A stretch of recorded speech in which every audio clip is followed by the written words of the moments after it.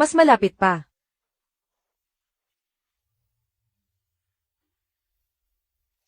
Maliwanag na tinututuunan ni Mo Simon ang pag-arte.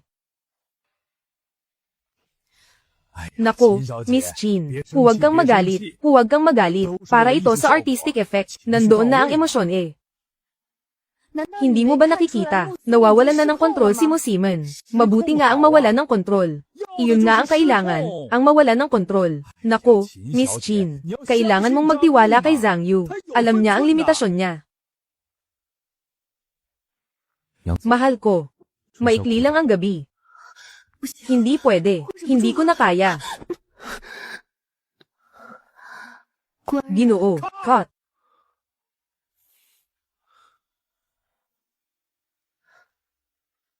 Ate Simon, pasensya na kanina. Okay lang. Magaling ka talagang umarte. Ding, sinisimulan ng kalkulahin ang reward para sa host. System evaluation. Extreme level na pagganap bilang kontrabida. Congratulations, host. Nakuha mo ang karakter na Zeman Ching.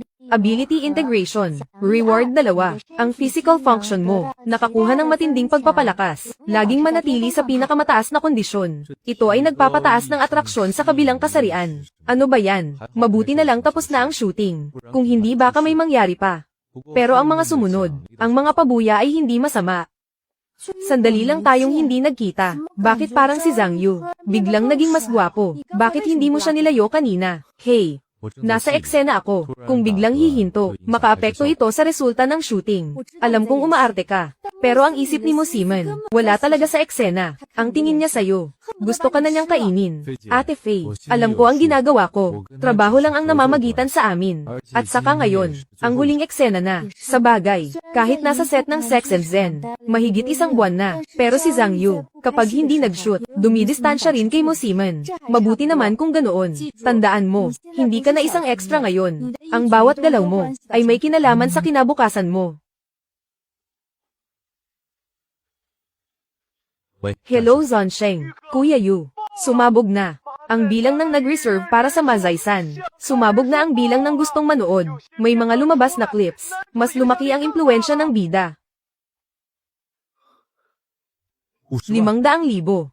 Ibig sabihin, ang pelikulang ito ay may potensyal na kumita ng 1 bilyon sa takilya.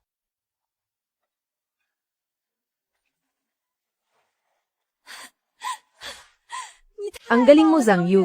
Sabi ko na nga ba kaya mo? Oo nga Ate Faye, sa wakas ay nakaraos din. Kapag ipinalabas na ang Mazai-san, sikat ka na rin. Mula ngayon, hindi ka na pwede tumanggap ng kahit anong role. Nga pala, si Uyang Lei, inimbitahan kang dumalo sa rap party ng Sex and Zen ngayong gabi. Sa estado mo ngayon, siguradong gusto kanyang atali para patuloy kayong magkatrabaho. Huwag kang basta-basta pumayag. Naiintindihan mo ba? Opo Ate Faye. Salamat sa'yo. Bakit ka pa nagpapasalamat? Ikaw na ngayon ang aking money tree. Ang manager na ito. Parang pamilya ko na talaga. Lahat. Salamat sa inyong pagod. Sex and Zen. It is a wrap. Ang huling eksena ngayon. Ang pag-arte ni Zhang Yu ay talagang napakahusay. Siguradong papatok ang pelikulang ito. Zhang Yu, napakaganda ng kinabukasan mo. Sikat ka na ngayon. Kapag ipinalabas na ito, igagawa kita ng script na para sa'yo. Patuloy tayong magtulungan. Direk Uyang. Sa susunod, hindi kaya ganitong art film pa rin ito. Para kumita ng pera, hindi nakakahiya. Basta makakagawa ng pera, kahit anong pelikula pa yan. Salamat sa pagpapahalaga, Direk Uyang. Zhang Yu, puno na ang schedule niya sa susunod. Pag-usapan na lang natin ang susunod na proyekto. Zhang Yu, congrats sa pagtatapos ng shooting. Congrats din sa'yo. Naging bahagi ka ng bilyong box office. Sana sa susunod, may pagkakataon pa akong makasama ka. Magkatrabaho ulit. Salamat, Ate Simon. Grabe talaga, hindi marunong tumanggi. Paano kung ihatid ko na siya pauwi? Hindi na kailangan.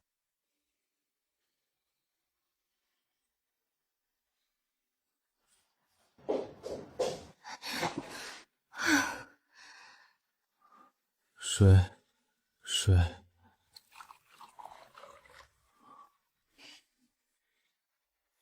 Nagmamagaling ka pa.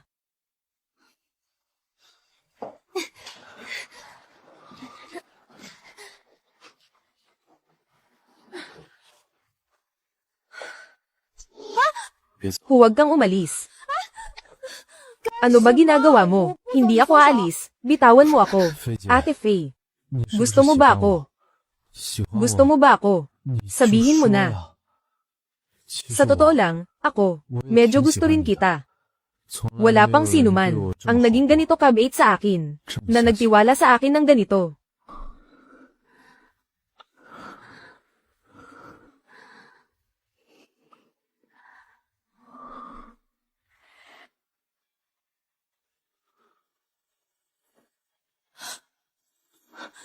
Ikaw, bitawan mo ako. Telepono.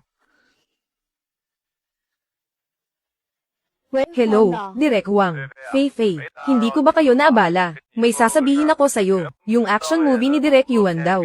Ang liham para kay tatay ay kumpirmado na. Inimbitahan si Zhang Yu na mag-audition para sa kontrabida. Nagustuhan nila ang pagiging mabangis niya. Talaga, Direk Wang. Maraming salamat po. Darating kami sa tamang oras. Hindi kami magpapakita ng kapalpakan. Bukas ng alas 10 ng umaga, sa set sa Hong Kong. Dadalhin ko kayo para makilala sina Direk Yuan at Chang Wei. Maghanda kayo ng mabuti. Seryoso sila sa trabaho. Huwag kayong mag-alala, Direk Wang. Siguradong maghahanda kami. Kasalanan mo to. Muntik na nating masira ang malaking pagkakataon. Ito ay kay Yuan daw.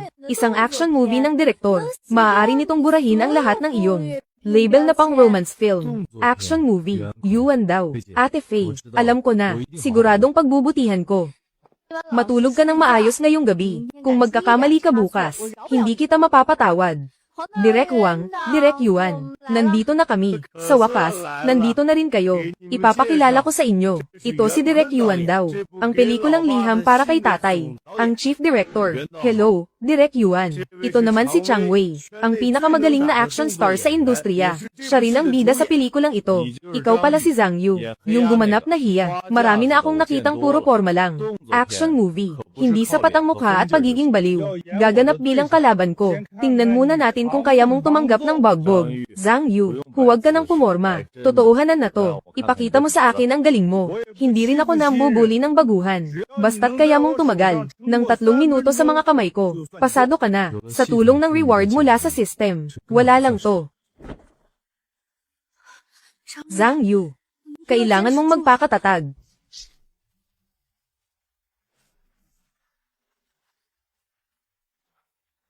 Malakas din pala si Kuya Wei.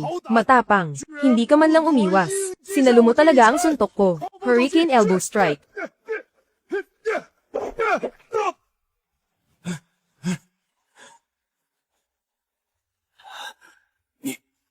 Gawa ka ba sa bakal?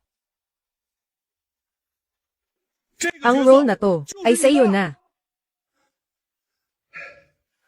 Kapatid. Sa pangangatawan mong yan, ipinanganak ka talaga para sa industriyang ito. Masyado kang mabait, Kuya Wei. Marami pa akong dapat matutunan sa iyo. Hindi kita niloko, di ba? Isang kayamanan ng batang to. Ito ang script para sa liham sa ama. Gaganap ka bilang pangunahing kontrabida, si Fu Guang. Iba ang role na to kay Hiya. Si Hiya ay baliw at mayabang. Si Fu Guang ay isang edukadong salot. Napakataas ng IQ. Nakangiti pero may nakatagong patalim. Pumapatay ng walang kurap. Huwag kayong mag-alala, Direk. Gagalingan ko talaga. Ang bida, napili ko na si Li Jia. Sulitin mo ang pagkakataong ito. International Kung Fu superstar na si Li Jia. Makaka-eksena si Li Jia. Zhang Yu, sa pagkakataong ito, talagang sisikat ka na ng husto.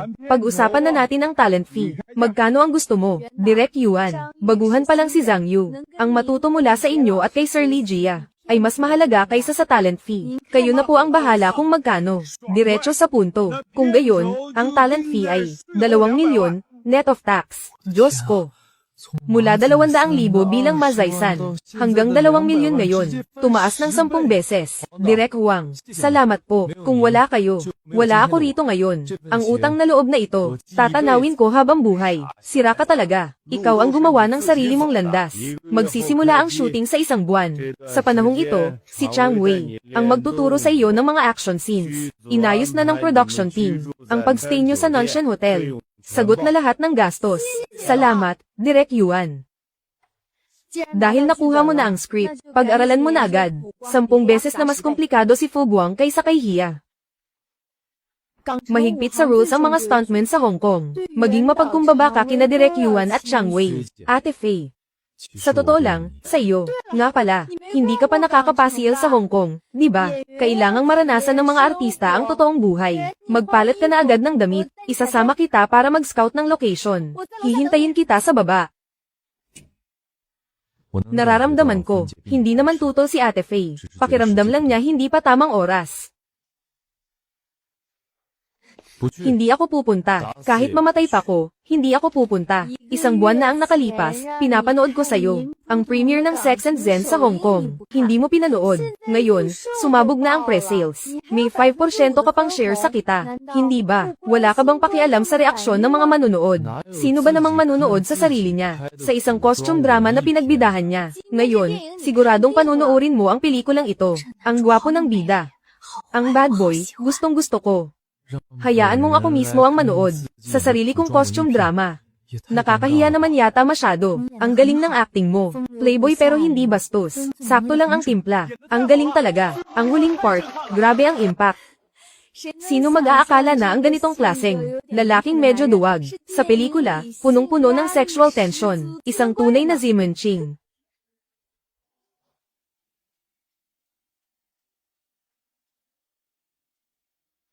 Anong nangyari, Ate Faye? Kagagawa nito ni Fangkon. Bumili siya ng trolls para mag-edit ng masama. Gusto ka talaga niyang sirain. Tanggap ko na nag-shoot ako ng costume drama. Pero paulit-ulit siyang naghahanap ng gulo. Akala ba niya madali akong apihin? Tinatanggal niya ang suporta natin. Gagamitin natin ang opensa bilang depensa. I expose agad ang collaboration niyo ni Lee Jie-yuan. Sa isang malaking production, masisira agad ang mga paninira. May paraan ako. Yung nag-video sa akin dati, yung sikat na extra na streamer. Ang style niya sa pag-shoot ay pinaka-relatable, pinaka-madaling mag-viral. Mahanap mo ba siya? May group chat ako ng mga extra. May mga kapatid ba sa group na nagla-livestream? May magandang content ako. Ako si Zhang Yu. Kuya Yu, nilipad ako agad pa Hong Kong.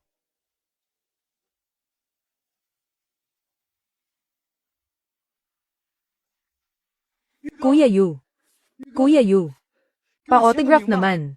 Papapasukin kita sa set ng Letter to Daddy para kumuha ng content, pero positive lang ang kunin mo. Huwag mong i-expose ang relasyon natin. Sundin mo lahat ng utos. Payag ka ba? Payag. Payag na payag ako. Ikaw ang God of Wealth ko. Kung papuntahin mo ko sa East, hindi ako pupunta sa West. Huwag kang mag-alala. Hindi madali ang pagpunta mo rito. Ako na bahala sa accommodation mo.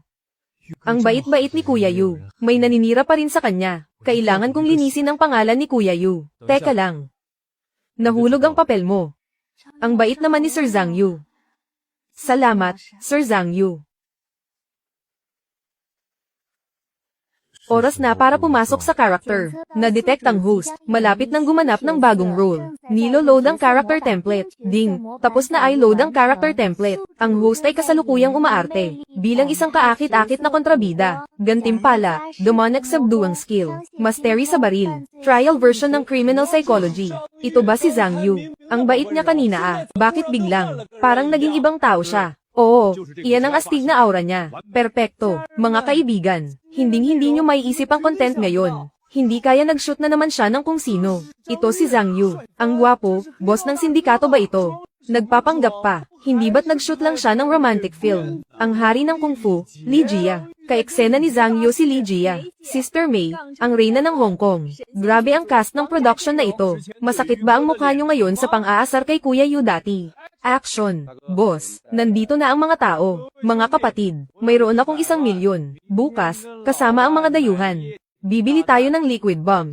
Ang problema ngayon ay pera. Ayokong magbayad, pero gusto ko ang mga gamit. May naisip ba kayong paraan? Mag-isip kayo para sa akin. Ano ang gagawin natin? Wala akong maisip.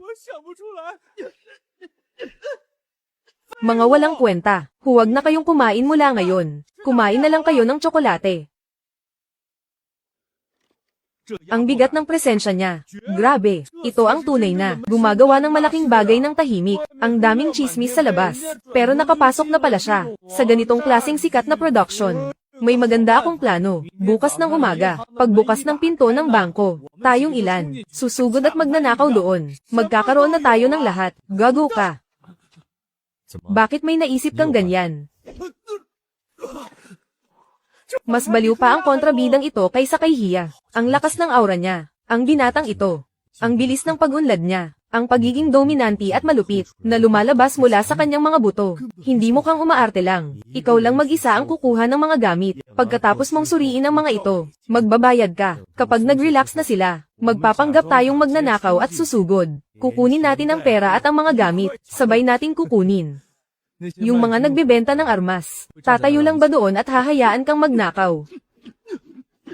Tama, ito ang pakiramdam. Ang tensyon sa pagitan ng mabuti at masama ay sagad.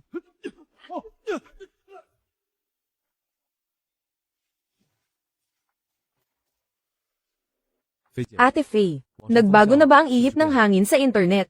Ang mga netizens ay parang damo na sumusunod sa hangin. Ipakita mo ang galing mo. Natural na makikita nila ito. Hindi titigil si Fangkon. Kailangan nating lumaban. Hindi natin kailangang maunang umatake. Kailangan lang natin siyang akitin na magkamali. Ngayon, ang mga bashers sa internet ay nagkalat na laban kay Fangkon. Mag-focus ka lang sa pag-arte. Ako na ang bahala sa labas. Gabi na. Bumalik ka na sa kwarto mo at magpahinga. May shooting pa bukas. Teka, may sasabihin pa ako sa'yo. Sa ibang araw na lang. Hindi naman kita kakainin.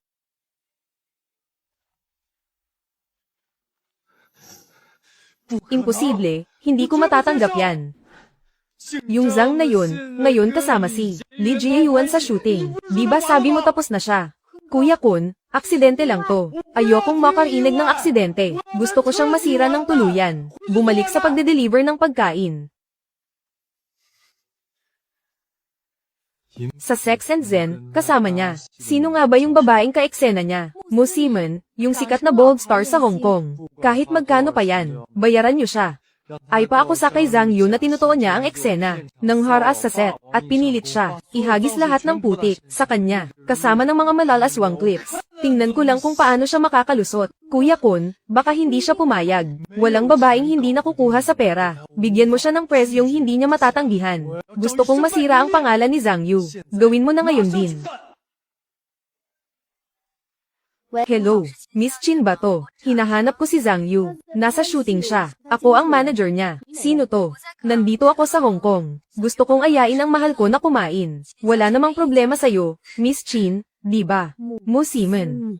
Maganda ang memorya mo. Hindi mo naman siya lalaki. Bakit ang higpit mo? Kung walang iba, ibababa ko na. May nagbabayad sa akin. Para suruan si Zhang Yu. Ano sa tingin mo? Kailangan ba nating mag-usap? Si Fangkon ba ang gumagalaw? Kapag bumaliktad si Mo Simon, ang magandang reputasyon nakakabuo lang ni Zhang Yu. Bubuo sa isang iglap. Mag-set tayo ng lugar para mag-usap. Gusto kong makita si Zhang Yu ng personal. Kung hindi, kukunin ko ang pera ni Fangkon. At gagawin ang trabaho. Sige, pagkatapos ng shooting, dadalhin ko siya. Ako ang magtatakda ng lugar. Sige, hihintayin ko ang tawag mo. 30 na. Gusto pa ng bata. Mahal, bakit ngayon ka lang? Kanina pa ako naghihintay. Traffic sa daan, Ate Simon. Nakakaakit ang alok ni Fangkon. Basta magpa-presscon ako, at ireklamo ka na sa set. Pinilit mo ako. Buhay reyna na ako, habang buhay. Bakit hindi ka pumayag? Mabilis ang pera sa bold films. Pero kapag hinubad mo na ang damit mo, mahirap na itong isuot ulit. Malapit na akong mag-30. Gusto kong maging totoong aktres. Mabuti kang tao. At sikat ka ngayon. Walang limitasyon ang kinabukasan mo. Kaya gusto kong, ay pangako mo sa akin ang isang kondisyon. Gusto ko, kapag may magandang script ka sa susunod, at magandang role, isama mo ako. Kahit third o fourth lead, ayos lang. Gusto ko lang ng isang pagkakataon para makapag-transition ng maayos. Gusto ba niyang umalis sa paggawa ng mga pelikulang erotiko? At mag-transition. Pero ang kasikatan ko ngayon, parang hindi sapat para isuko niya ang ganitong kalaking benepisyo. Ate Simon, sigurado ka ba na isusugal mo yan sa akin? Mas sikat ka pa sa akin ngayon. Hindi ba't sumugal din si Miss Chin noon? Sa isang walang-wala, at binabash na extra sa buong internet. Hindi naman ganoon kasama ang panlasa ko. Sige, pumapayag ako. Mayroon akong recording, na binayaran ng manager ni Fangkon. Kahit hindi ito matibay na ebidensya, sapat na ito para guluhin ang opinyon ng publiko. Hindi sapat yan, mayroon akong mga ebidensya laban kay Fangkon. Tax evasion, pagiging diva, paggamit ng stunt double. at magulong personal na buhay. Lahat yan, solidong ebidensya. Kapag inilabas na ang recording mo, ilalabas ko ang mga ebidensyang ito. Isa-isa, gagawin ko siyang hindi na makakabangon pa. Ang recording, naipadala ko na sa inyo. Sir, ang kinabukasan ko, nakasalalay na sayo. Huwag mo akong bibiguin, ha? Ang problema kay Fangkon, ayos na rin. Mauuna na ako. Ate Faye, may sasabihin sana ako sa'yo. Ano yon? Paano kung huwag ka na munang umalis ngayong gabi? Dito ka na matulog. Hindi yun ang ibig kong sabihin. Ako. Sige na nga, yun nga ang ibig kong sabihin. Ate Faye, matagal na kitang gusto.